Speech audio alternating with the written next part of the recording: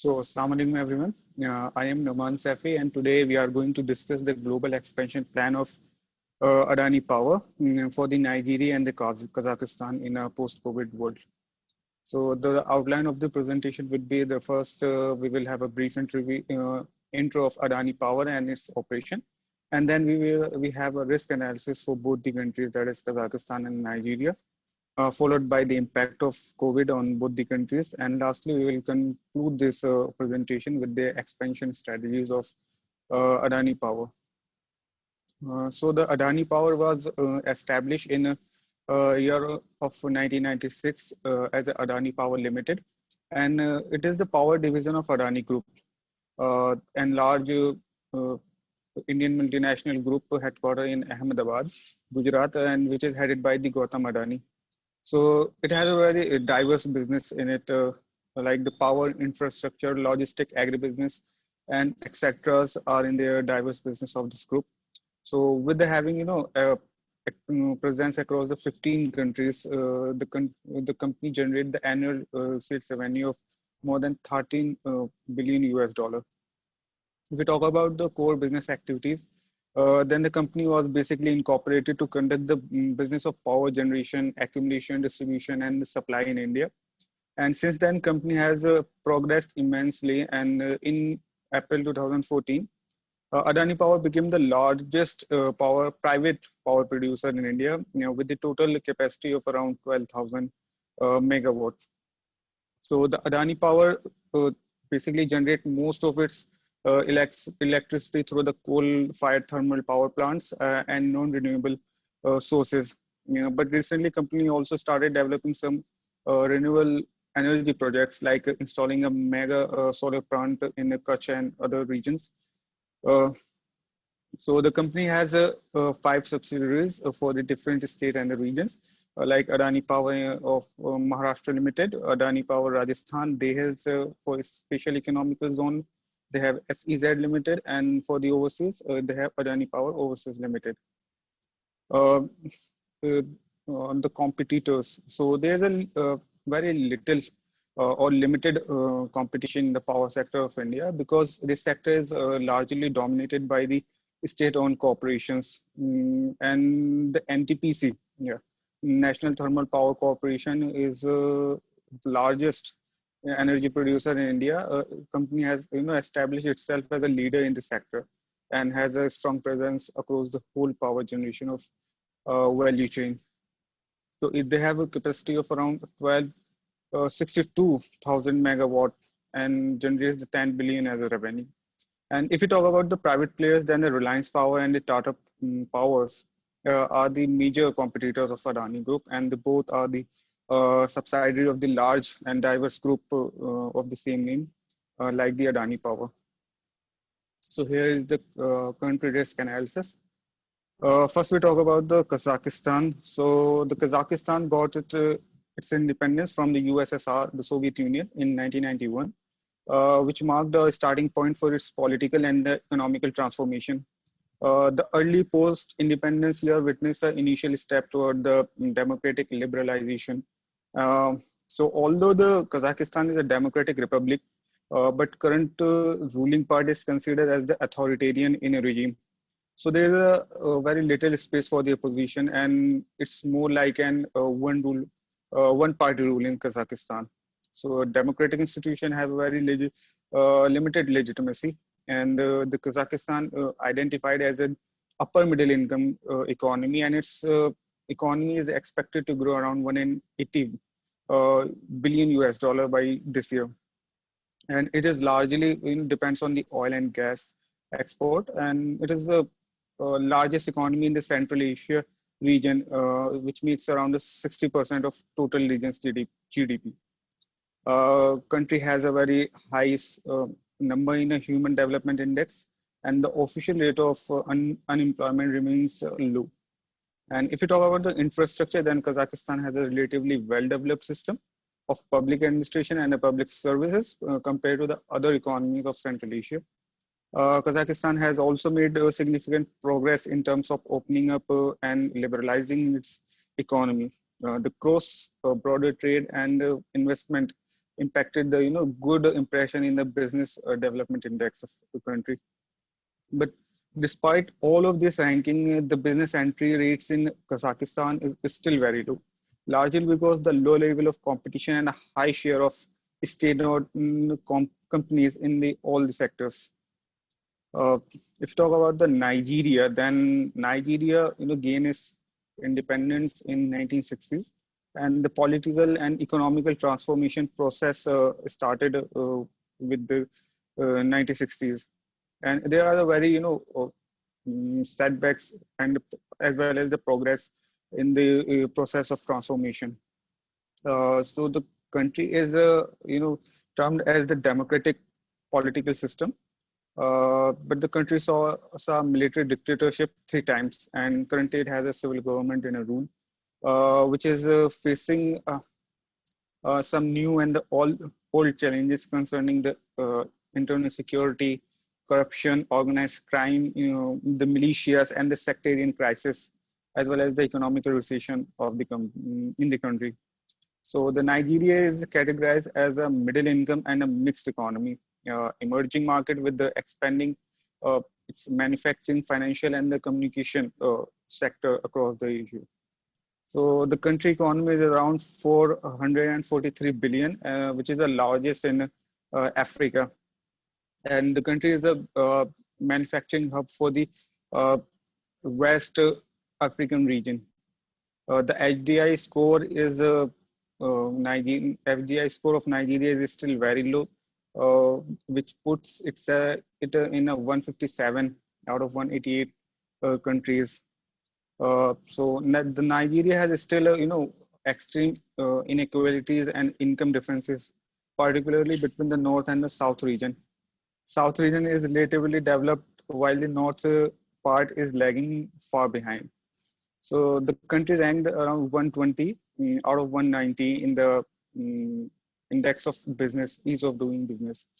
So the Nigeria is basically economical based competition, but still the state companies hold a monopolistic position in the key segments like the petroleum and the refining. So here's the impact of COVID-19. We will analyze the effect of COVID pandemic on the Kazakh and Nigerian economy, as well as the overall power sector. So the Kazakhstan economy is impacted by COVID-19. It has a greater impact more than 2018 and 15 crisis. So in the year 2020 was the most difficult for the Kazakhstan economy for the last 2 decades. The country is the economical dominated in the Central Asia region, and its economy is heavily reliant on the oil and gas export. So as pandemic halted the global activities in the second quarter of 2020, which reduced the global demand and the price of crude oil. The high dependency on a petroleum export and a frequent fluctuating oil in the international market has related. The GDP of Kazakhstan is expected to fall minus 2.5 in 2020 compared to the growth of 4.5 in the last year. So this is the first time that Kazakhstan GDP show negative dynamics since the crisis started, and since the collapse of USSR, its economy is growing in a negative number. Because the poverty rate has also rise around 12 and 15% by 2020 compared to 6% of 2016. So here's the Nigerian economy. So Nigeria is the largest economy and manufacturing hub of West African region, which is emerging as and expanding in manufacturing, financials, communication, and technological sectors. So the Nigerian economy has been seriously affected by the COVID-19 pandemic. To dodge this effect, the Nigerian Monetary Authority forced to depreciate the local currency against the dollar. And the unanticipated decline of the oil demand and the price was the primary cause of Nigeria's economical turmoil, because the country is also heavily dependent on the oil export. The Nigerian stock market has also impacted by the COVID-19 pandemic. Just 3 weeks after the first incident of COVID was reported in Nigeria, the investors started pulling out their money, which resulted a loss of around 6 billion US dollar in Nigerian stock market. So the energy industry, both the country, Kazakhstan and Nigeria are the oil exporting countries and contribute around 4.1 and 3.3 uh, percent in a global crude oil export respectively. The pandemic affected the petroleum industry very hard. The closure of the large as well as the small, medium-sized businesses during the lockdown has resulted in a low demand of oil and the huge drop in the prices. So the oil prices also went in negative number in some part of the world due to the low demand. The spread of COVID-19 increased the production, and the increase of production by the OPEC Plus had significant effect on the prices and the value of oil. A steady decline in aviation and the fuel demand has also impacted the revenue of and the foreign reserves of the countries. So here's the business expansion plan for the countries. The first is Kazakhstan. So the Adani is exploring the international market through these subsidiaries of Adani Power Overseas Limited, and through the various other subsidiaries like Adani Green Energy, Adani Gas, Adani Transformation, and Adani Electricity. So currently they are operating in Australia, Bangladesh, Indonesia, and other South ASEAN countries. And if we, uh, sorry, yeah. So if we talk about the Kazakhstan, then Kazakhstan is a net energy exporter country. Kazakhstan is one of the largest oil reserve in the world, as well as the gas, coal, uranium as well. So the energy industry in Kazakhstan is highly developed and have a well-connected, electric grid. But here are the certain ways that to expand its operation in Kazakhstan.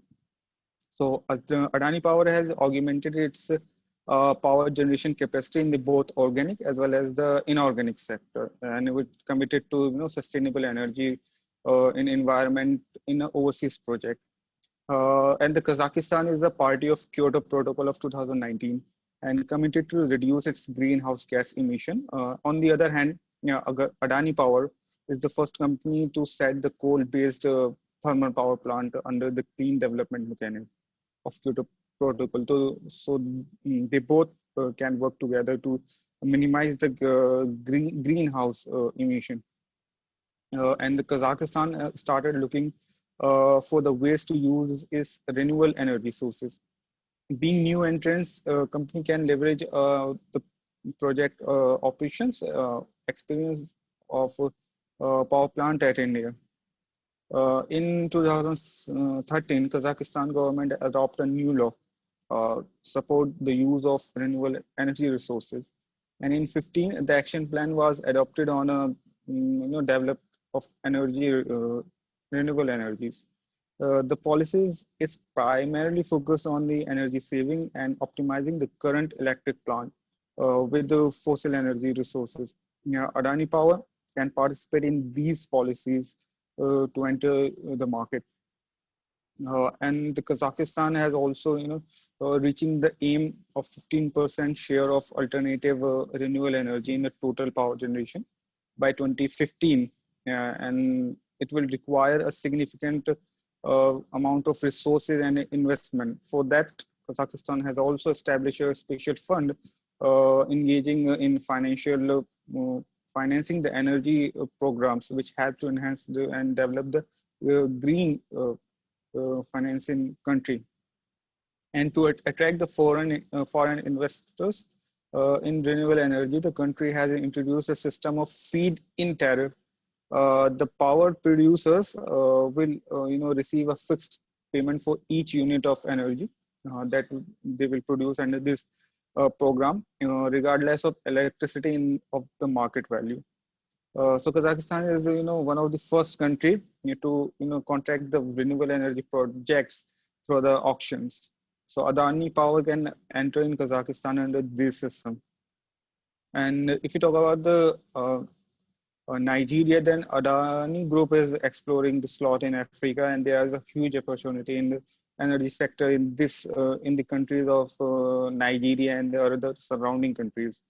Uh, and the currently company, taking a bid, to upgrade the power station in Nigeria, uh, but don't know the result. I think they're still in a process of bidding. So here are the certain ways to expand its business in Nigeria. The condition of Nigeria rural population is a much similar to the Indian and rural and tribal population. Adani Power can implement its Indian experience and blueprint uh, uh, in the implementation of the policies.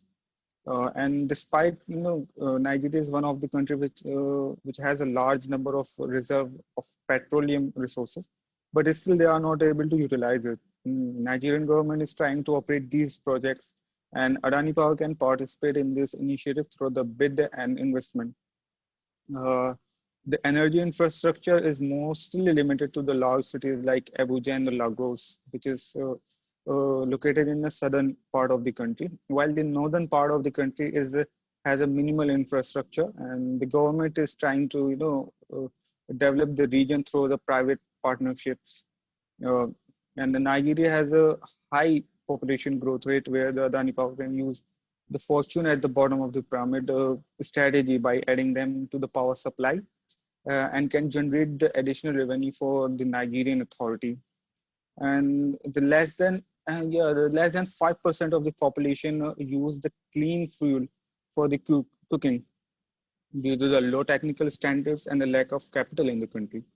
So company can provide the latest technologies and effective solution capacity to the Nigerian population with a lower cost compared to the other competitors available present in the market.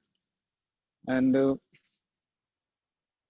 yeah, and due to the environmental issues in Niger Delta, country is facing criticism and try to develop the clean development mechanism of the Kyoto Protocol, where the Adani Power can help.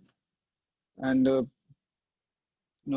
only 60% of its uh, population has access of electricity. Nigeria is able to supply the power, only able to supply the power of its half of this population, which is around 20 crore.